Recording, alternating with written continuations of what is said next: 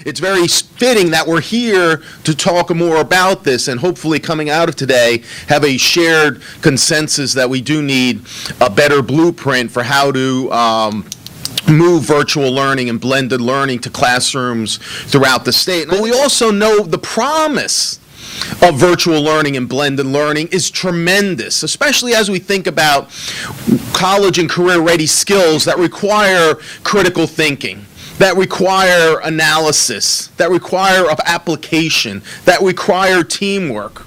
How are policymakers responding to blended learning, online learning opportunities, and what concerns are you seeing? Well, I think in general it's both trepidation and excitement. I think trepidation because they realize that when they take a look at their education codes, they look and realize so much of this is designed for the traditional brick and mortar classroom. So how do you fit these new models into that? How do you deal with the accountability, regulatory frameworks, funding, attendance, etc.? And those are some real challenges. I think when you take a look at some of the ways in which digital learning has really launched, I think primarily through the charter school movement. Charter school law allows expansive opportunities for innovation, more latitude for administrators and schools to be able to do different things, innovative things, which is a positive. But I think in addition to some of the traditional concerns that even parents have, what about, for instance, in virtual learning, what about socialization? What about in a blended school? Are they going to be stuck in front of a computer all day? Are teachers really even interacting? If we're delivering a course online, is it really a high level in the same way that a teacher would be delivering a course face to face? So I think that's some of the same concerns that frankly a lot of parents have as well too. What's interesting though, I mean, there's aha moments that a lot of policymakers will have, and there's two stories that I want to share. One is former Congressman Rob Andrews. He is a proponent, and he became a proponent not because he himself sort of awakened to it, because his daughter did. She herself was a very smart and driven young lady, and felt held back in a traditional school, and explored the opportunity to go to an online private school. And that experience, and he will tell you, he walked in with some trepidation, opened his eyes to the world of digital learning and how it can personalize learning and allow his child, who is an accelerated learner, to move at a faster pace. And then they just got talking and said, where do you go to school? And she says, well, my son goes to this online school. And he says, really, what's the name of it? Tells the name. He says, my school district actually sponsors that. With that, she stopped, got up, began to cry, and hugged him. And that moment right there was just wow. For her, she said there was just no other option that would work for my son. No other public school option available. So thank you so much for giving me that option. And I think that for him, again, was a transformative moment. I think of more and more policymakers.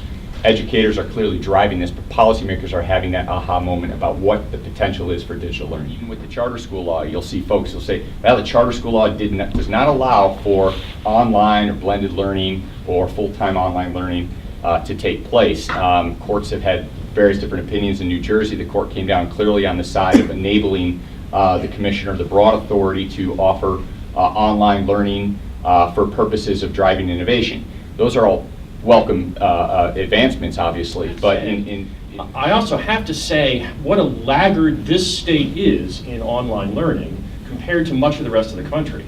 And a lot of the reason is because of the teacher pushback to which Bruce refers, because oftentimes the teachers' unions in particular don't want these kinds of innovations. They either fear what you're describing, or they outright oppose online charters, which might not be unionized. And I think to that extent, that's part of the reason why we're so far behind. If you look across the country, Florida virtual is far ahead. Florida is leading the country in terms of online education. And let me make this perfectly clear. We are not against, the NJEA is not against virtual or blended learning. But unfortunately, in this state, there are no laws for protection. The school was already formed. What we challenged was their right to, in fact, be called a blended learning or virtual learning school, because the law did not provide for it. I have the decision right here, so I'll go from it, which it gave the commissioner broad authority to grant charters to schools using a variety of educational methodology. We find no merit in NJEA's argument that the absence of an express reference to online teaching in the Act and its legislative history suggests the legislator would not permit that form of teaching.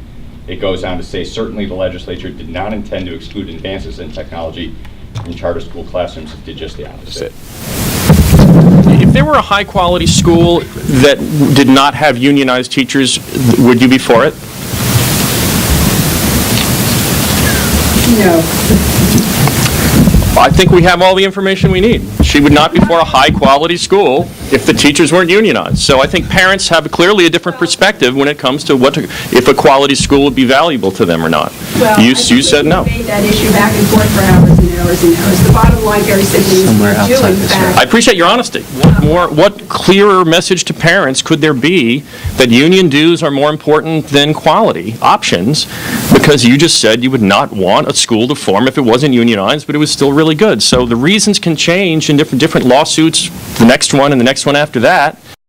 The line is it's a political reality, and I understand you work for the union. It's your job to support teachers in whatever way you can increase dues or do whatever they want, but it shouldn't be about protecting jobs of people in the system. It should be about children.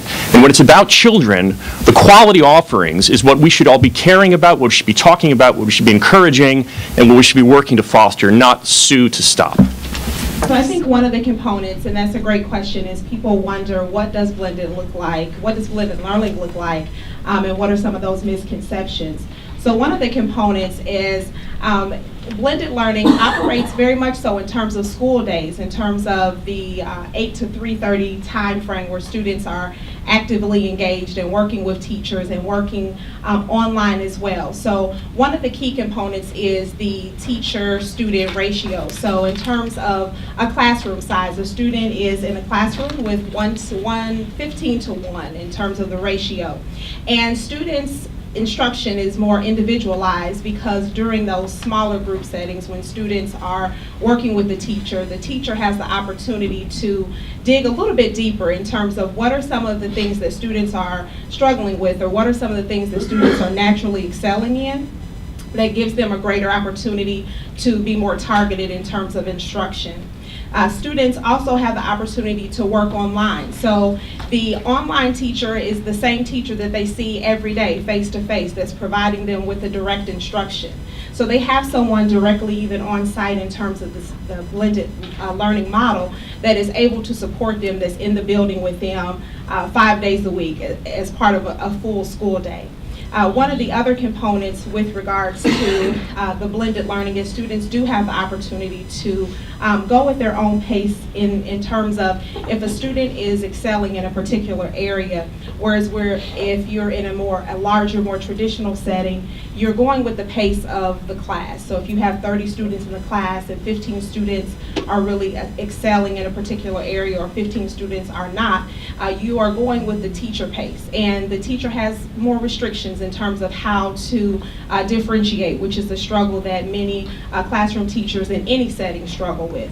So the differentiation opportunities are greater in a blended model. So if a student is in this core setting and they are ready to move forward, they have a greater opportunity to do so. But there's also a greater opportunity if they're really struggling with mastery of a particular concept, to be able to have individualized time to sit back and say, this is where I'm seeing deficiencies, this is how my teacher can best support me, these are the additional components that I can receive as online support to help me through.